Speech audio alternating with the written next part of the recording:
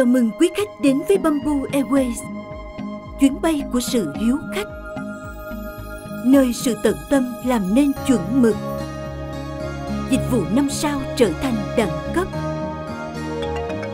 nơi bạn có thể tận hưởng trọn vẹn từng phút giây thăng hoa trên khắp các dặm bay. Bamboo Airways, hơn cả một chuyến bay.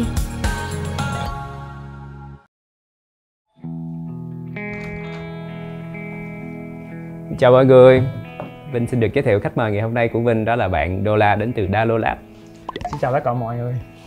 Rất là vui hôm nay được đồng hành với anh Vinh trong một cái chuyến đi Huế mà bảo đảm với các bạn là một chuyến đi Huế rất khác biệt với tất cả mọi người đều nghĩ.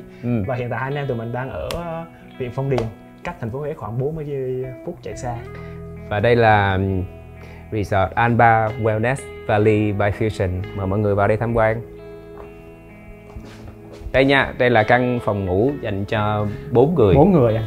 Và cái này có giá khoảng 7.248.000 theo giá của resort cung cấp. Thì ở đây thì ngoài cái chuyện mình lưu trú một đêm thì người ta có thể là có thêm cái gói là tắm onsen cho 4 người và đi kèm spa và cũng như các dịch vụ như highway và zipline ở đây.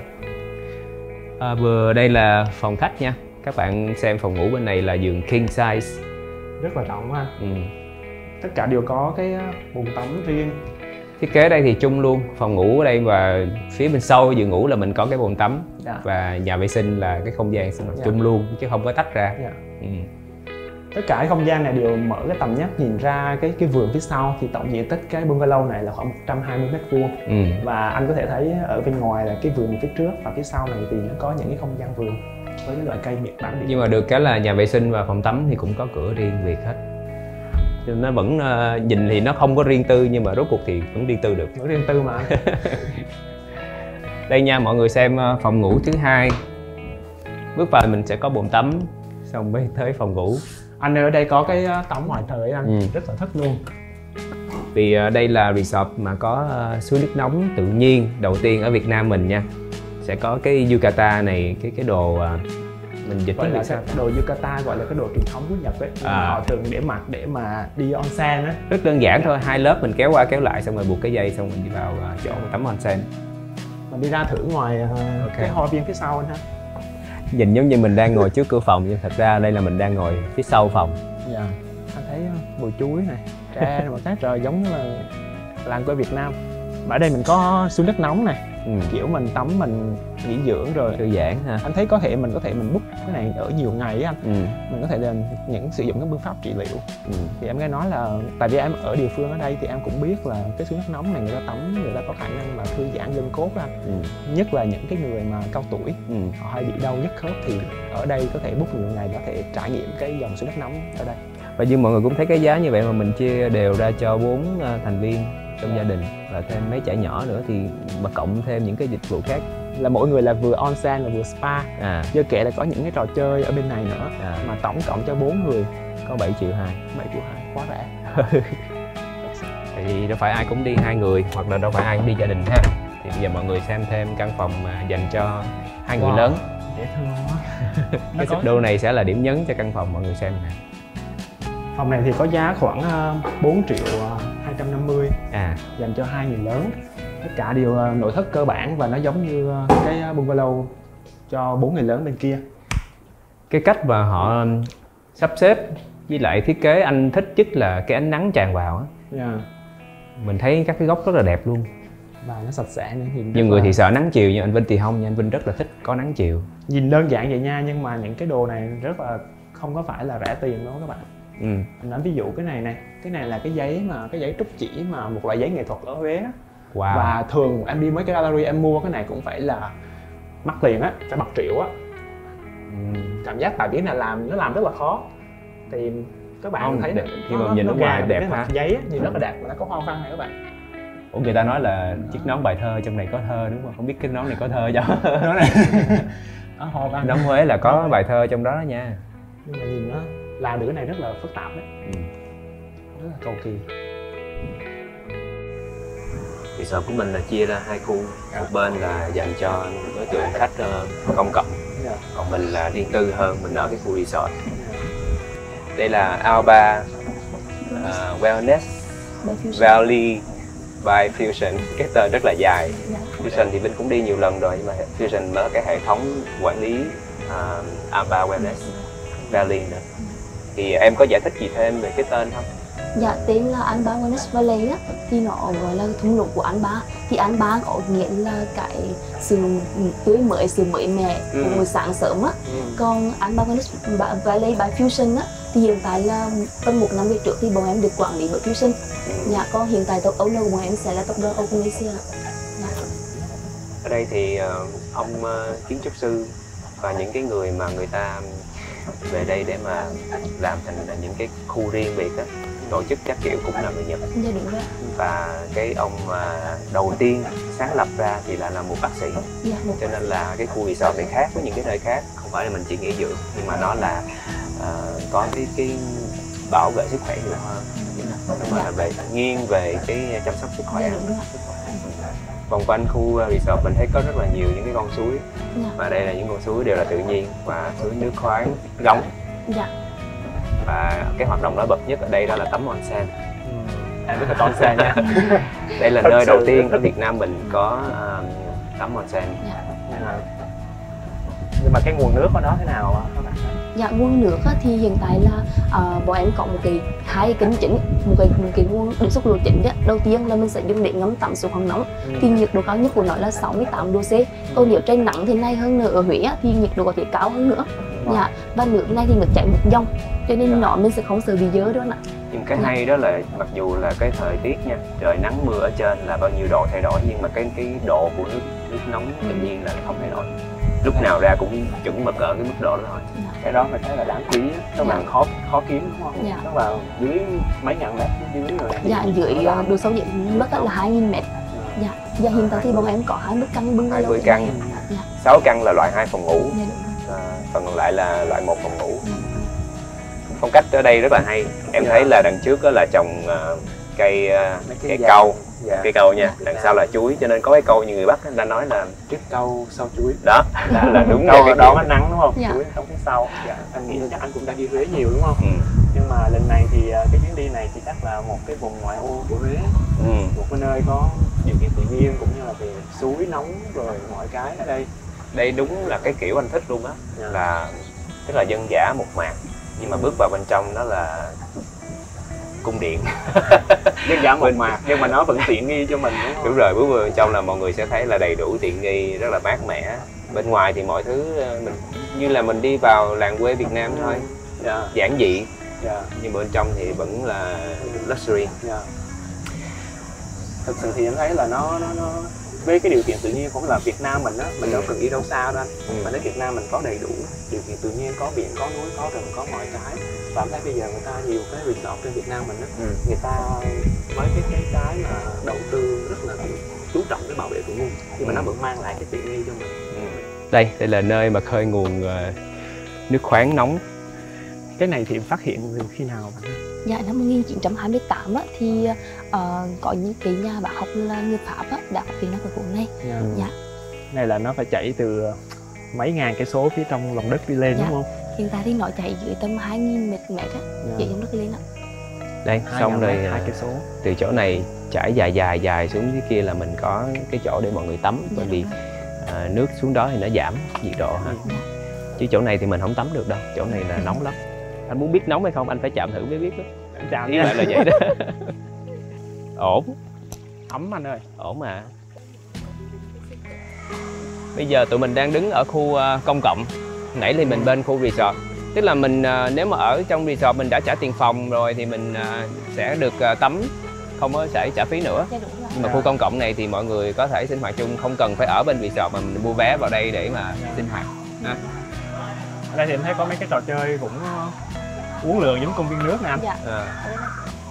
Giá vé vào đây là bao nhiêu em hả? Dạ, giá vé ở đây thì một người lớn sẽ là 170.000 cho một người, và một bé sẽ là 85.000 cho một bé. Như vậy là mọi người đã có thêm cái thông tin. Một là mình ở trong resort, hai là mình cũng có thể không cần ở trong resort, mình có thể mua vé, nhưng mà là sẽ chia ra 2 khu khác nhau.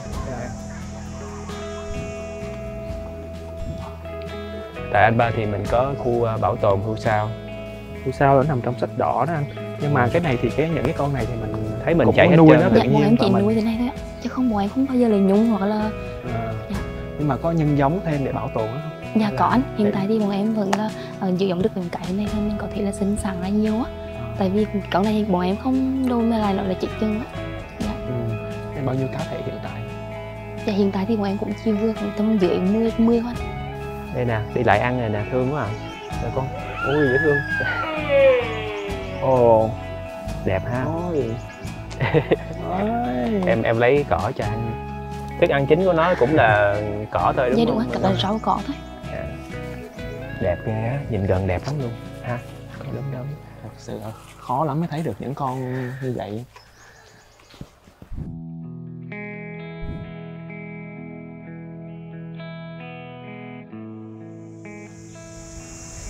Bây giờ mọi người cùng đi tắm onsen với Vinh nha. Đây mình sẽ được chia làm hai khu, nam bên này và nữ bên kia. Vừa bước vào bên trong thì mình sẽ có cái bảng hướng dẫn các bước mình tắm nước khoáng tự nhiên. Từ bước 1 cho tới bước hoàn thành là mình có 8 bước luôn. Lần đầu tiên thì mình mới thấy là có onsen kiểu tắm Nhật, tắm nước khoáng mà nó nước khoáng tự nhiên luôn. Lần đầu tiên mới thấy ở Việt Nam. Mặc dù nơi này có rất là lâu rồi và giờ mới biết. Nhưng mà không sao, ngày hôm nay thì Vinh sẽ được một cái đa cách vào đây quay cho mọi người xem. Bởi vì thực sự hàng ngày thì nơi này mình hoàn toàn không có được quay phim hay là chụp ảnh gì hết, thật sự là riêng tư. Tắm onsen thì mọi người cũng biết mình tắm công cộng nhưng mà không có mặc đồ gì hết, cho nên là hoàn toàn cấm quay phim và chụp hình nha. Đây là khu tắm trán, mình có xà bông, mình sẽ tắm sạch người trước khi mà mình xuống những cái bồn nước khoáng. Đó, bước đầu tiên của mình. Và bước thứ hai, mình có cái hồ nước tinh khiết nha, giúp những hạt bong bóng nhỏ li ti tạo nên một dải lụa giúp cơ thể thư giãn, nuôi dưỡng mô cơ thể và săn chắc làn da. Đây, cái bước này thì mình sẽ ngồi khoảng 3 phút. Xong sau đó là mình sẽ đi tới bước thứ 3, bể sục, jet bath. Ok, bể tắm này thì nó có những cái tia kích thích tuần hoàn máu và trao đổi chất xoa bóp cơ thể làm giảm căng thẳng mỗi ngày. Khi mà Vinh xuống thì nơi này sẽ được bật lên và cái nước nó sụt ra rất là mạnh. Nơi này thì mình cũng 3 phút. Xong tiếp theo là Vinh sẽ đi tới bước thứ 4 là mình tắm xông hơi nước. Phòng xông hơi nước này mình vào 6 phút. Xong rồi là mình qua xông hơi khô. Xông hơi nước bên kia bước số 4 mình là ở 43 độ C. Nhưng mà qua tới bước số 5 xông hơi khô với đá nóng, mình sẽ ở nhiệt độ là 59 độ C, nóng hơn nữa. Ở trong này mình cũng dành 6 phút nha các bạn. Xong rồi mình qua cái bước tiếp theo, mình nghĩ rất là khó. Đây là nước tinh khiết nhưng mà mình tắm lạnh, nhiệt độ từ 12 tới 15 độ C. Mọi người có thể tưởng tượng là từ cái nhiệt độ 59 mà mình chuyển qua 12 độ C thì nó như thế nào. Cái việc tắm lạnh này nó giúp cho cái lỗ chân lông của mình nó se kích lại, mình có cảm giác như là tiêm chích vậy đó vào trong da, nhưng mà rất là tốt. Da mình nó đang co giãn xong rồi nó thắt lại. Và bước cuối cùng của mình là số 7 này là mình tắm nóng 40 tới 42 độ C, nước khoáng thiên nhiên đây rồi. Và đây là cái bước mà Vinh thích nhất, bởi vì Vinh thấy cái nhiệt độ của nó nóng khá ổn, giống như mình tắm ở trong bồn ngâm ở nhà. Nhưng mà nước đây thì được cái là nước khoáng tự nhiên, rất là thích. Và cái thời gian còn lại thì Vinh enjoy trong cái hồ lớn này. Đặc biệt hơn thì mình sẽ có một cái không gian tắm nước khoáng thiên nhiên ở ngoài trời. Đây là nơi mà Vinh thích nhất nha. Sau khi mà tắm các bước ở trong phòng rồi bước ra ngoài, mình hòa mình với thiên nhiên, thì Vinh nghĩ là cái giây phút mà mình tìm lại được chính mình, cơ thể của mình thật sự là thư giãn. Đó, y chang như là bên Nhật thôi.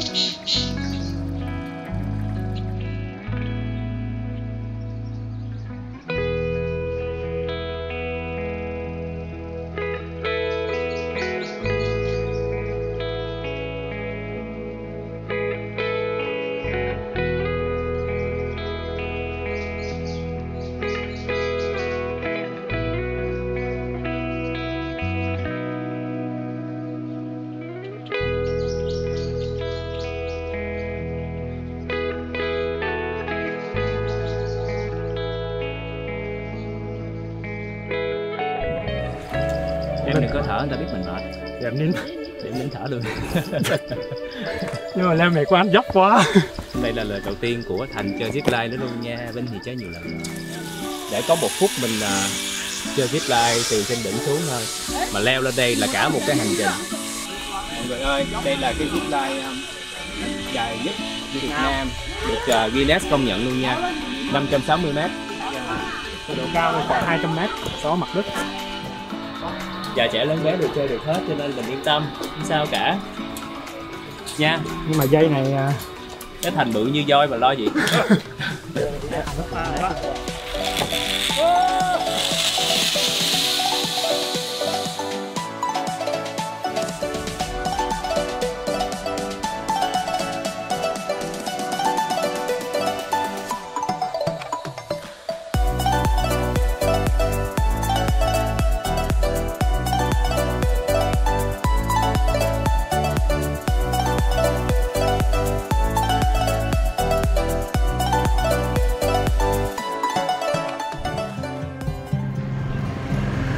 Lần này tới Huế thì anh Vinh muốn trải nghiệm một cái gì đó khác đi, chứ không có thông thường như những cái tour khác mình đi. Mình muốn làm một cái hoạt động gì đó nó địa phương hơn. Thì ngày hôm nay đi cùng với Vinh Đô đây, Máy ở đây, bạn Máy là người địa phương luôn, sinh ra và lớn lên ở Đầm Chuồng ở đây. Đầm Chuồng này thì mình cách Huế bao nhiêu xa ta? Đi chỗ này đi lên thành phố Huế khoảng tầm 7 cây.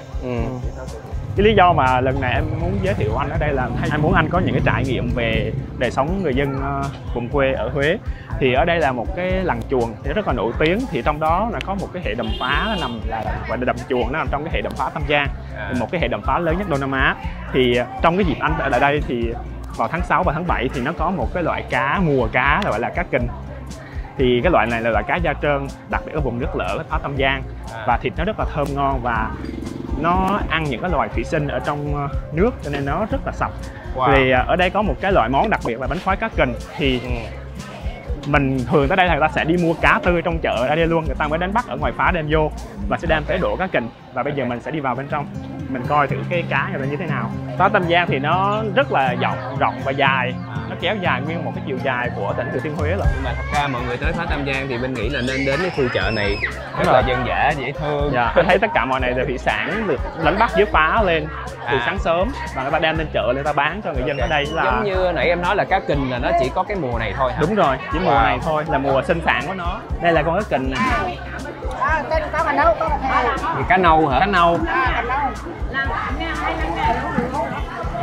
Cá kình nhìn giống cá bạc má hả? Nói chung là nó là cá da trơn, nhưng mà da nó trơn và nó rất sạch, ăn nguyên cái bộ lòng của nó cũng được.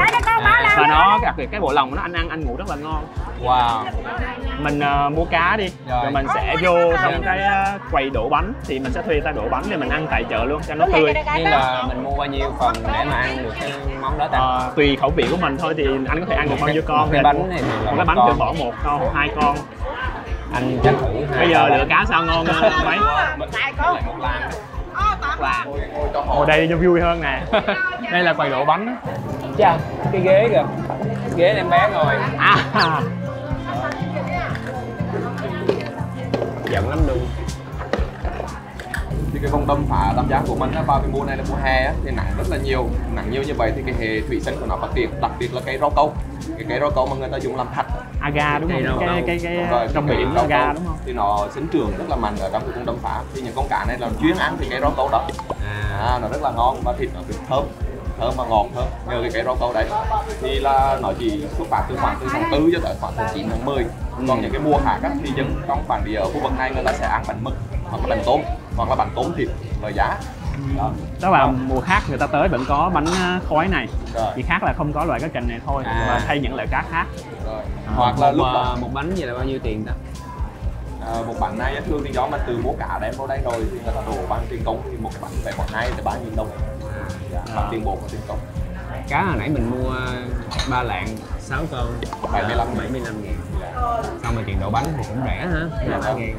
Nhưng mà mọi người nên, nếu mà đi thì nên tới sớm, tại vì lúc đó cá người ta mới lên á, và mình sẽ ưu tiên mình lấy được loại những cá ngon hơn. Đây cũng là một trong những cái món đặc biệt của cái món mình phở thần kinh này. Cái nước mắm ở đấy á, nó giống như nước mắm nhì ấy. Nước mắm nhì nó rất là thơm, nó rất là thơm, và đặc biệt là cái ớt sừng của Huế nó cay vừa phải, còn em là nó bắt đầu mọi người ơi, xin tô ớt mọi người ơi.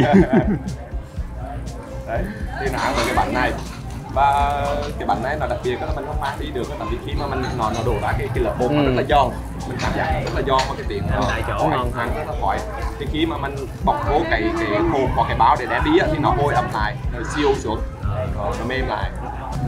Đi một quãng đường đi được lên nha, thử cho mọi người ơi. Em anh thấy thịt nó làm sao? Vừa mềm vừa dai dai, nó ngọt, cái bột mà rất là mỏng, rất là ngon, giòn. Và đúng là cảm giác nó rất là khác đó. Tại vì nãy giờ mình ăn bánh khoái thì chỉ ăn những cái tôm thịt là chính, nhưng mà lần đầu tiên bên mới ăn chung với lại cá. Thì thường ở cái dân khu vực mình ăn cái bụng được á, tại vì con cá này là ở dân làng ở đây nó có một cái câu cá dao là kiểu tôm đi chàng vàng, cá đi làng đông. Thành ra là con cá cả đêm á nó sẽ mù, cái bụng nó tiêu hóa mất đi, thì cái bụng nó rất là sạch. Thành ra con cá này được đánh bắt vào rất là rờn sáng, khoảng là 3 giờ sáng á, rồi người ta bắt đầu lấy lưới đi, người ta phủ lưới, xong rồi người ta thở cá vào lúc khoảng 5 giờ sáng để mà chuyển lên chợ và chuyển lên thành phố để bán. Thì cái bụng nó rất là sạch, và cái mực này á thường là giúp cho mình ngủ ngon, ngủ rất là ngon. Mình ăn xong mình sẽ có cái cảm giác là thêm gió thổi vào nữa, mình hiu mình buồn ngủ. Ăn xong mình đóng máy đi, khỏi đi ăn. Mình đi ngủ. Cá thì mình ăn nó cũng nhỏ, thì mình ăn một lần chung một cái bánh là hết một con. Ăn cái nữa. Ngon quá. Ngon quá hả? Ngon quá. Ăn được.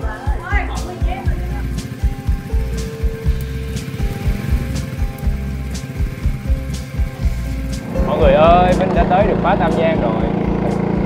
Từ nhỏ tới lớn là Vinh thực sự là rất là muốn đi chỗ này, nhưng mà đây là lần đầu tiên luôn nha. Và tại vì ở trên những cái bức ảnh mà đẹp nhất về Việt Nam mình á là có chụp ở đây. Ở đây những cái phá là đầm phá là nó là cái này là sông, 3 con sông nó đổ lại, và nó có những cái cửa biển, tức là nó là giáp giữa sông và biển, cho nên là lý do đó thì nước này nước lợ luôn á. Nó có những cái hệ sinh vật với lại cá tôm, nó kiểu cá tôm nước lợ. Đó lý do tại sao con cáo này mình ăn nó khác, nó đặc biệt hơn. Thì ở đây người ta nuôi bằng, người ta không thể nuôi công nghiệp được, người ta không thể dùng thức ăn công nghiệp thì người ta cho con cá để ăn được, mà người ta lại dùng chính những cái rong rêu ở ngoài này này. Thường thì khách du lịch ở đây thì người ta thường nếm trải cái hải sản ở đây, những cái nhà hàng ở xung quanh đây này. Cái này mà đi buổi chiều thì rất là chill nha, hoặc là đi sáng sớm, lúc sáng sớm để mà nước nó phản ánh lên màu nước rất là đẹp. Hiện giờ là hai anh em mình đi khoảng tầm 10 giờ sáng. Thì ánh sáng nó cũng dịu, nhưng mà để cho có những cái màu sắc khác nhau theo trong ngày thì mình phải canh đi đúng cái khung giờ.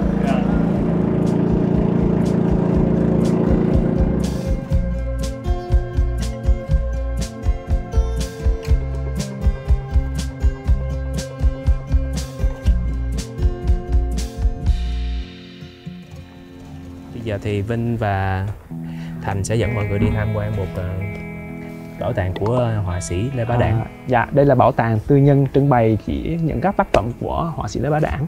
Thì ông là một cái họa sĩ nổi tiếng ở châu Âu và được giới nghệ thuật thế giới đánh giá rất là cao. Và nơi đây thì nó mới khai trương cũng gần 1 năm thôi. Tên tuổi của ông thì người Việt Nam mình thì có lẽ là chưa có biết nhiều, nhưng mà nếu mà về quốc tế thì mọi người có thể liên tưởng tới cả Picasso hay là những cái người vĩ nhân cùng thời với ông luôn, đúng không? Cùng thời với ông, tức là tên tuổi nó rất là của ông về giới nghệ thuật đánh giá rất là cao.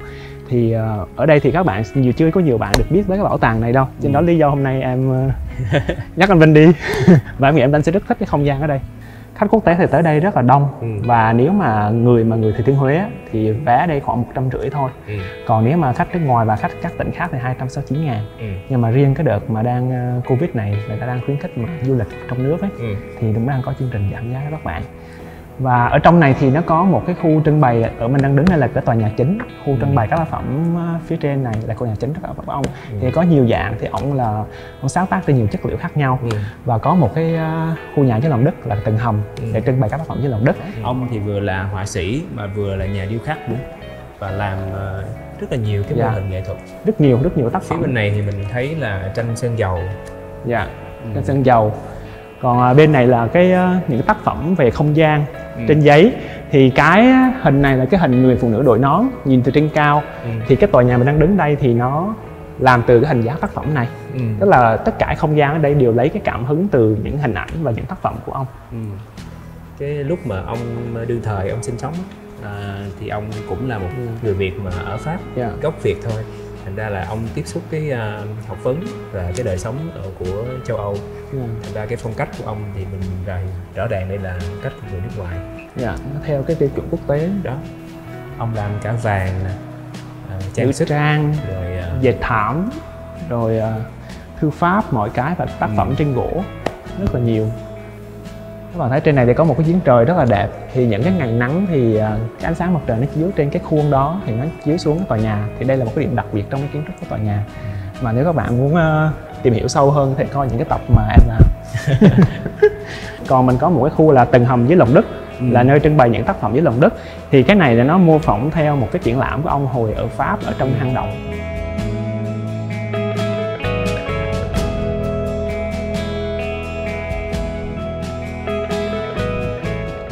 Bây giờ mọi người đi học nấu ăn cùng với Vinh và Đô La nha.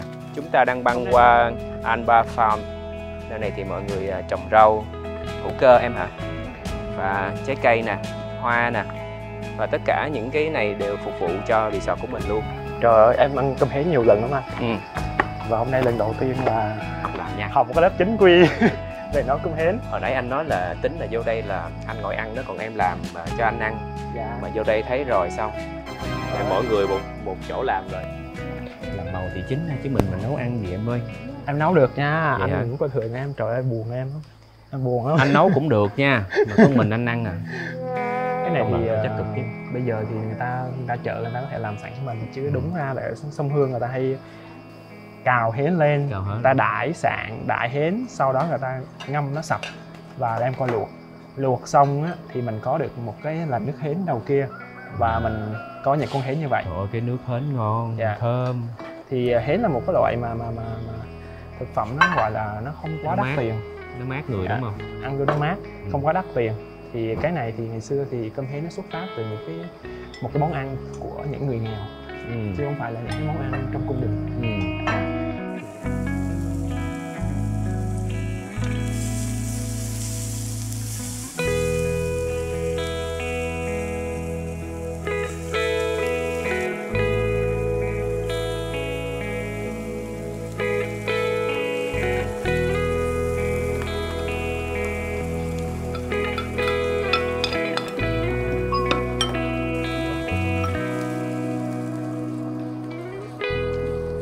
Mặn. Em cũng bị mặn. Ham lợi, cái gì cũng bỏ nhiều hết. Cũng hay ha, mình tự làm gì thì mình đem theo cái khẩu vị của mình. Ok.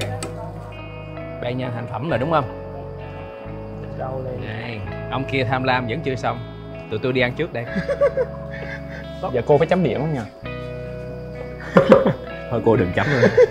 Em biết điểm của em luôn rồi đó cô. Ăn thử nha. Ăn cái trộn nước ruốc vô chưa? Công nhận cái cảm giác mà mình tự làm không á, mình ăn ngon miệng hơn hay sao á. Trời ơi, của mình phải yêu những cái gì của mình đó anh. Mình yêu lấy bản thân và cái gì mình làm mình phải yêu nó anh. Bây giờ mặc dù em biết cái này rất là mặn nè, nhưng em phải ráng chịu. Cô cho mình hơi nhiều cơm. Rất mặn nha. Làm sao để truyền tải cái độ mặn coi khán giả. Đây, chỉ để có nửa muối thôi nha. Làm còn mặn hơn cái nước ruốc chấm luôn đó. Cô giáo đang cười mình bên kia.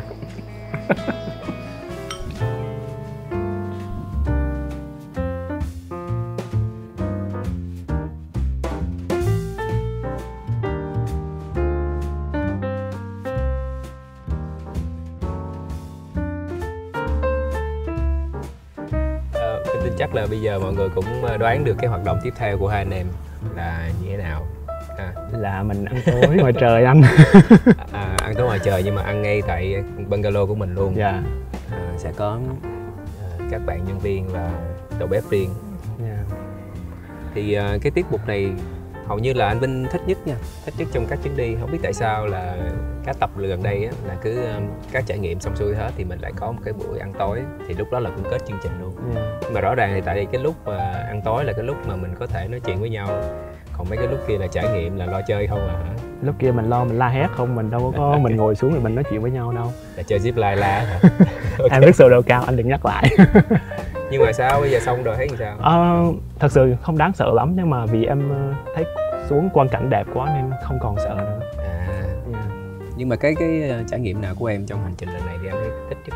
Hành trình lần này là anh nói thiệt là em phải đầu tiên phải cảm ơn anh Quang Vinh đã cho em tham gia cái chuyến đi này để mà giới thiệu cho mọi người. Thì cái em cực kỳ thích nhất là onsen. Đúng rồi, cực kỳ thích onsen luôn. Mà nó lại là cái suối khoáng nóng tự nhiên thì nó rất là đặc biệt. Tại em đi rất nhiều onsen ở nước ngoài rồi thì cái này thì em cũng thấy rất là ok và rất là thoải mái luôn, nó tốt cho sức khỏe. Và em nghĩ anh em mình đi hoài chắc anh em mình đẹp hoài nhá. Đúng rồi đó. Một năm thì chắc phải thu xếp xuân hạ thu đông 4 mùa mình ra 4 lần chắc cũng được. Anh nhớ rủ em. Ok. Thì nguyên cái chuyến đi này thì anh thấy sao đợt đi Huế lần này? Khác biệt nha, rõ ràng là anh Vinh mời Đô La cũng có một cái ý là tại vì anh nghĩ là em là một người blogger cũng thích làm về những cái kiến trúc. Và đặc biệt là cái nơi đây nó cũng sẽ là một cái gì đó mới mẻ với em. Em làm những cái công trình nó thế này kiểu kia đúng không? Nhưng mà riêng về anh nghĩ đây cũng là, đối với anh cũng là một cái công trình mà cái style nó hoàn toàn rất là hay và đặc biệt. Em đi cái này xong thì chắc chắn em sẽ hẹn một ngày em trở lại. Thì em sẽ review những cái công trình ở đây cho những cái kênh, cho những tập cái kênh Dalo Lab của em. Thì em cũng nhắm tới những cái kiến trúc mà nó theo cái style theo kiểu là nó bảo vệ môi trường và nó hạn chế cái sự tác động tới thiên nhiên. Thì những cái ở đây nhìn thấy máy tranh và mọi cái ở đây, những cái vật liệu hoàn toàn tự nhiên. Thì đó là một cái mà khi mà anh dẫn em vô ở đây các em thấy thích quá. Cái này mình sẽ trở lại và mình sẽ giới thiệu. Và đặc biệt nữa em là người gốc Huế rồi. Đó là anh biết em là thổ địa ở đây cho nên là rủ em đi chắc chắn anh Vinh sẽ tìm được những cái bí kíp. Và nhưng mà lại cũng là một cái trải nghiệm mới, là em là người Huế nhưng mà chỗ này thì em cũng lần đầu tới đúng không? Tức là cái du lịch mình khó nói lắm, nhiều khi mình sống ở đó nhưng mình đâu có thể nào đi hết được cái chỗ mà mình ở đâu. Tại vì em nghĩ là du lịch thì nó cũng do cái sự mà mình phải khai thác như thế nào cho nên hợp lý. Thì cái này thì hồi nhỏ em có đi nhưng mà người ta chưa có khai thác được như là hoàn hảo như bây giờ. Anh có nghe là hồi xưa chỉ là một cái suối nước nóng kiểu bây giờ đơn giản, vô tắm công cộng hay mua vé thôi chứ không có những cái tiện ích như anh em mà ngồi ăn ở đây. Mình những cái bungalow rất là tự nhiên mà mang cái phong thái kiểu mà làng quê Việt Nam là cái rất là quan trọng. Thì em nghĩ là hy vọng cái chuyến đi này thì cho anh nghĩ tới một cái cảm nhận về một cái Huế rất là khác. Nó không chỉ là đền đài lăng tẩm mà nó rất dân dã có, nghỉ dưỡng thư giãn có, hiện đại có, nghệ thuật có đầy đủ hết. Nhưng mà cho em hỏi một câu, tức là em xin ngắt lời là trước giờ em hỏi là anh thấy anh đi với diễn viên nổi tiếng, rồi ca sĩ, những bạn đạo diễn hay những bạn người mẫu hay gì, những cái bạn rất là là người ta có nổi tiếng, còn em tò mò là tại sao là em được ưu ái để đi trong chuyến đi này? Tại vì anh Vinh rất là thích cái kênh của em, tại một lần coi cái em review kiến trúc á, là em thấy thực sự là em có gu rồi, em review những cái nội dung đó rất là hay. Và anh nghĩ nếu mà kết hợp giữa em với anh đi thì có thể là cái tập của mình nó sẽ đặc sắc. Đó. Rồi cái thứ hai nữa là em nãy nói là em là dân local và lần này Huế thì phải đủ em là chắc. Ngoài hình ảnh ra thì các bạn cũng nghe luôn giọng Huế đi cho nó đầy đủ trọn vẹn. Hình như từ đầu đến giờ em chưa có nói giọng Huế đúng không? Để bây giờ em sẽ nói giọng Huế để giới thiệu với mọi người. Thì đã đến là mình là người Huế. Và mình đang là một gọi là một blogger anh nhỉ? Một blogger đang làm về những video về kiến trúc, những video về kiến trúc, những kiến trúc đặc trưng của khắp Việt Nam mà mình đang muốn làm một số tập nổi bật như là một bộ sưu tập của mình.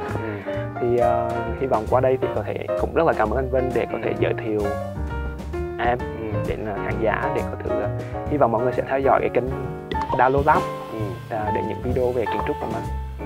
Và hy vọng một ngày không xa thì Dalo Lab lại mời anh Vinh đi tại một công trình kiến trúc nào đó. Đúng rồi, anh Vinh thì thật sự cái gì cũng mê, thích đủ thứ. Nhưng mà mai mốt em sẽ mời anh đi một tập. Em sẽ kiếm một kiến trúc rất đặc biệt để hai anh em mình cùng trải nghiệm. Nhất trí nha. Bữa ăn tối này Để thông tin cho mọi người biết là mình sẽ trả từ 1,2 triệu cho tới 1,7 triệu nếu các bạn ăn tại phòng và có một cái setup không gian đẹp như thế này. Chắc chắn là bây giờ mọi người đang xem cái khung hình là mình biết đẹp lắm, mình hãy chụp hình thử thôi là đẹp mê ly luôn. Đằng sau mình đang ngồi là những cái rất là nguyên sinh nha mọi người. Và cái bầu không khí mà mình đang hít thở và cùng anh Vinh hít thở này là fresh hoàn toàn. Cái này nó không dễ kiếm ở thành thị đúng không anh? Ở Hà Nội và Thành phố Hồ Chí Minh. Thì mình nghĩ mình lâu lâu mình thử đổi gió đấy các bạn. Mình đổi gió, mình mua một cái vé máy bay rồi mình book một cái không gian như vậy thì vừa mình thay đổi không khí của mình, thì mình nghĩ đấy là cái chi phí ở đây cho 3 ngày 2 đêm đây cũng rất là đáng giá. Không biết sao mà mỗi tập Quang Vinh này phần kết giống như thành một cái talk show nhỏ nhỏ vậy á, tại lúc đây là mọi người anh em có thời gian để tâm tình, nhưng mà phải cảm ơn các khách mời rất là nhiều, đặc biệt hôm nay là cảm ơn Thành.